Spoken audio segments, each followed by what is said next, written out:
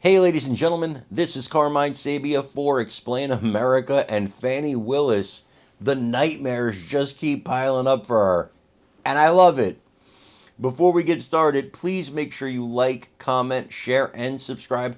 I'm going to go a little further here, though, guys, because we're really trying to get this channel to grow, especially for the next election. We want this channel to take off and give the truth to the people. So I'm going to take it a step further. I want you to tell your friends about this channel and have them subscribe. If each one of you did that, this channel would explode and we could produce the message for Trump in 2024 to a wider audience. So any help you can give, we love you and appreciate you for it. Now, Fani Willis, she's not going to appreciate it because she doesn't want you to hear this stuff. Fani Willis's world is coming apart. She thought when she took this Trump case, it was going to make her career. Looks like it's going to break her career. Now, not only is she facing a disqualification, which in the coming weeks that judge is going to decide on, for her illicit affair with fellow prosecutor Nathan Wade, who, I mean, come on, this guy cheated on his wife with this woman, and then goes on nationally and talks about it. How much more can you humiliate your ex-wife? Then they claim that she paid him back for all the things he bought her, but in cash, and, it's untraceable because we don't have a record of it. So we have that. Then, after this, if it's found out that she perjured herself on that stand, she's looking at disbarment. She's looking at possible prison sentence. Her butt could be behind bars when this is all said and done. And now she's facing challenges from both the left and the right in November's election. A new Republican, Courtney Kramer, who worked for the Trump White House, categorizes herself as a MAGA attorney, has announced that she will be campaigning against Fani Willis this November. And as if that's not enough, there's another guy from her left that has filed paperwork, though not declared his candidacy yet. He's still mulling it over.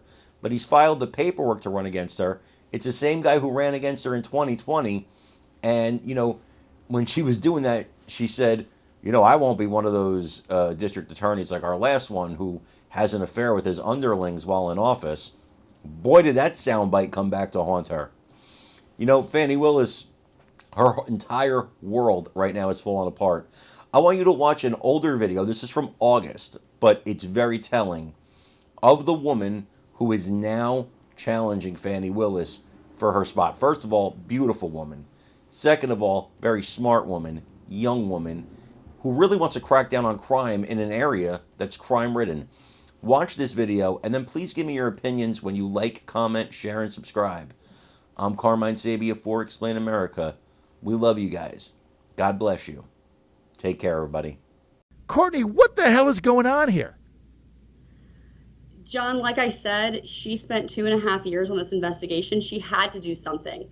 She had to convene a grand jury. She had to, push that grand jury, in my opinion, to bring these charges. I thought it was interesting yesterday in her press conference that she said everyone is innocent until proven guilty. But I think that the way the media has portrayed this, they have basically painted everybody as guilty. And that is not how the rule of law is supposed to work. That's not how our justice system works. I think that this is a complete dereliction of duty. I think it is going to create a chilling effect on anybody who challenges an election properly and under the Georgia election code, like President Trump did.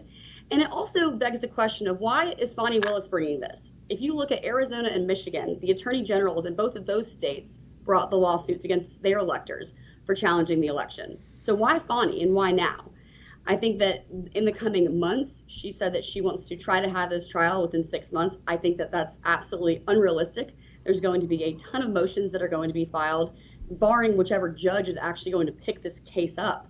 I think you're going to see a lot of evidence come out in the coming months and in the coming year that is going to vindicate all of these defendants. And I think what they did was proper. They did it with authority. And what they did is they stood up for freedom.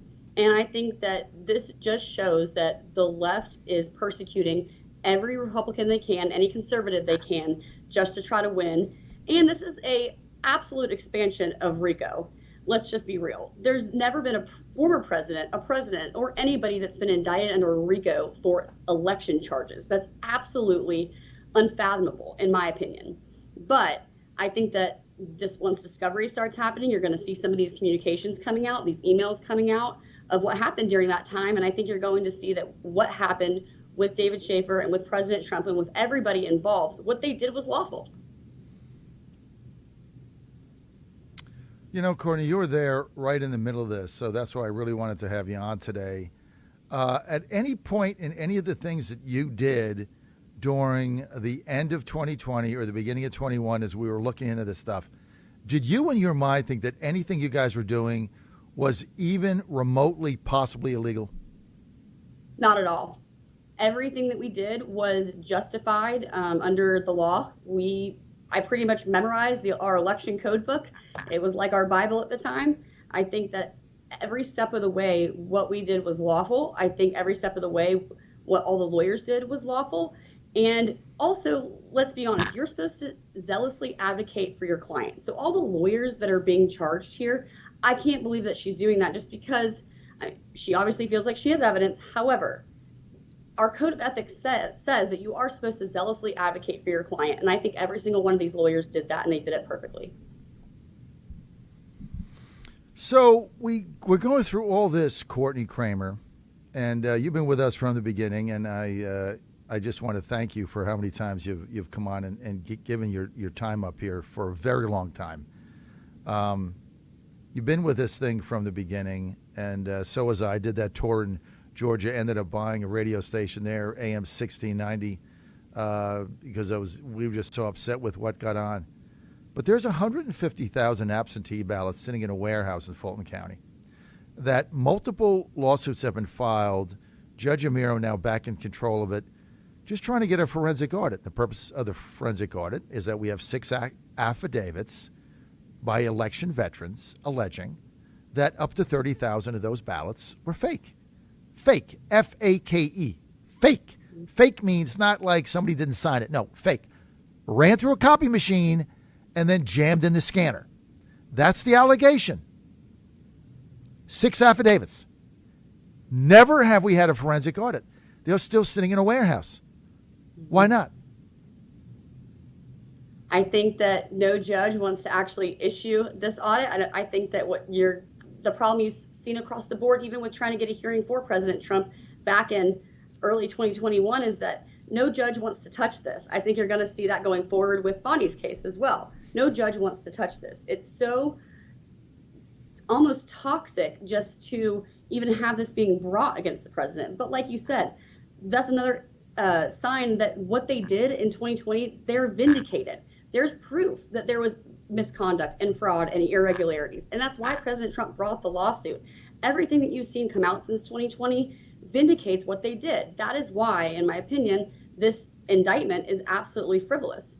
I think that the evidence that's come to light is going to be proven at trial if they get to that point, barring any motions to dismiss, which I'm sure every single person's going to file. I hope they do.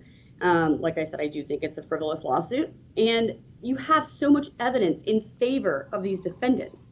So like you said, with these ballots, that's just one piece of evidence along with the Dropbox videos and everything else that we experienced in 2020. Courtney, their objective here is clear. They want to put Trump in jail before the election. And it's a state, county thing, so he can't pardon himself.